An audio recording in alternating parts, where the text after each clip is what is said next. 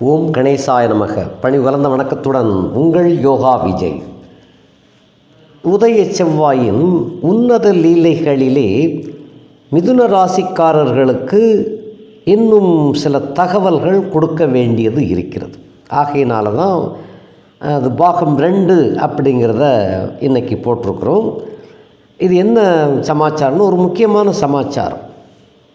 வானமண்டலத்தில் அந்த உதய செவ்வாயின் போது அவர் உதயமாகின்ற சமயத்தில் வானமண்டலம் எப்படி இருந்தது, அந்த கிரக கூட்டங்களை உள்ளடக்கி இருந்தது அப்படின்னு சொன்னால், மிதுன ராசியிலே சுத்தமாக இருக்கிறது, 2-3 சுத்தமாக இருக்கிறது, 4ஆம் இடத்துல கேது, 5-6 சுத்தம், 7ஆம் இடத்துல சந்திரன் சுக்கிரன், 8ஆம் இடத்திலே மகர சூரியன், மகர செவ்வாய், மகர புதன், 9ஆம் இடத்திலே கும்பச்சனி, 10ஆம் இடத்துல மீனராகு, 11ஆம் இடத்திலே கோவிந்த குருவியாக மேச வியாழன் குரு இருக்கிறார், 12 சுத்தம்.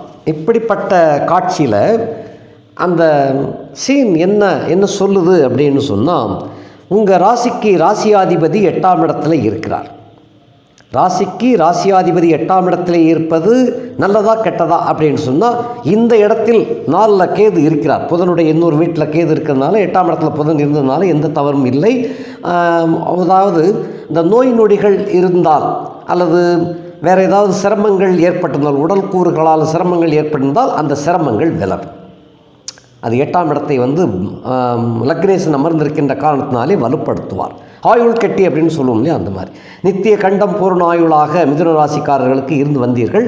இப்பொழுது ஒரு தன்னம்பிக்கை துளிர் விட்டு அதன் மூலமாக ஆயுள் நல்ல கெட்டி அப்படிங்கிற கணக்குக்கு வந்துடும்.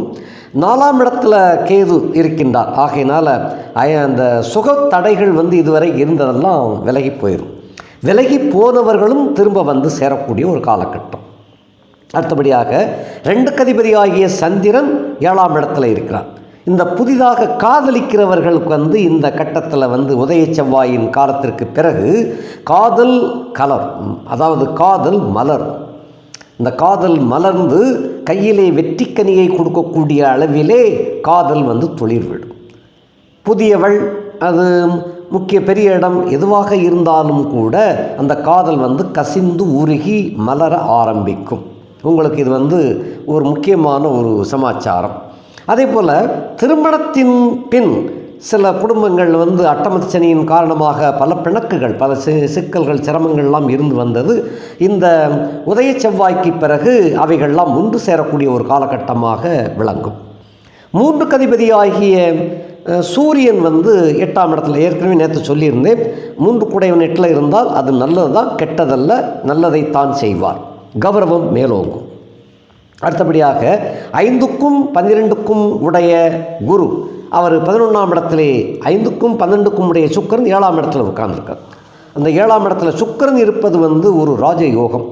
எந்த பெண்ணை நீங்கள் காதலித்தீர்களோ அந்த பெண்ணின் மூலமாக, அதே போல் வாழ்க்கை துணை, ஏற்கனவே இருந்து வந்த வாழ்க்கை துணைவியின் மூலமாக சொத்து பத்துக்கள் சேரக்கூடிய ஒரு காலகட்டமாக இந்த உதய செவ்வாய்க்கு பிறகு அமைந்து காணப்படும். இதில் இன்னொரு கணக்கு என்னென்னா, சந்திரனும் சுக்கிரனும் சேர்ந்து 7ஆம் இடத்துல இருக்கிறாங்க.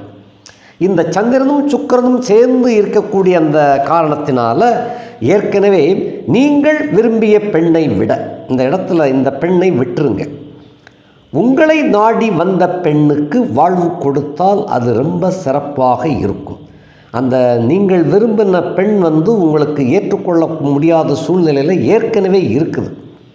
இனி உதய செவ்வாய்க்கு பிறகு புதிதாக காதலிக்கக்கூடியவர்களுக்கு அந்த காதல் வெற்றியை கொடுக்கும். அதே சமயம் ஏற்கனவே காதலித்து உங்களை வெறுத்து போனவளை மீண்டும் நீங்கள் நாடி செல்வது நல்லது அல்ல. காரணம், அந்த சந்திரனும் சுக்கிரனும் ஒரே நட்சத்திரத்தில் தான் 7ஆம் இடத்துல இருக்கிறாங்க.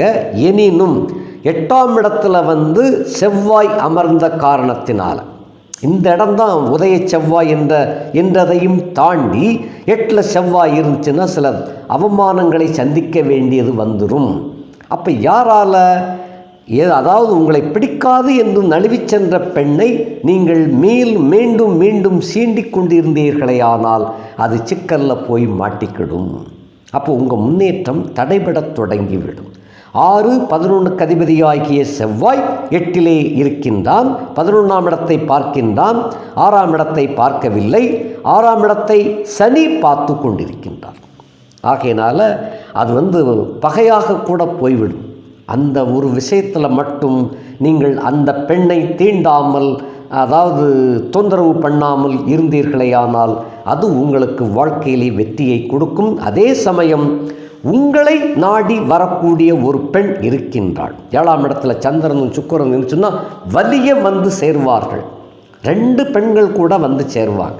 இதில் வலு யாருக்கு அதிகம்? பூராடம் சந்திரன் இருக்கிறார். பூராட நட்சத்திரத்தில் சந்திரன் இருக்கிறாரு. அதே பூராடம் 4இல் சுக்கிரன் இருக்கின்றார். இந்த பூராடத்தில் சந்திரன் இருந்தாலே அது யோகம்தான். அந்த சுக்கிரனானவர் 5-12 கூடைய சுக்கிரனானவர் 7ஆம் இடத்துல, அதாவது தனுசு வீட்டில் அவர் பூராடம் நட்சத்திரம் 4ஆம் பாதத்தில் இருக்கின்ற காரணத்தினால அது நவாம்சையில் விருச்சிகத்தில் தான் போய் உட்கார்.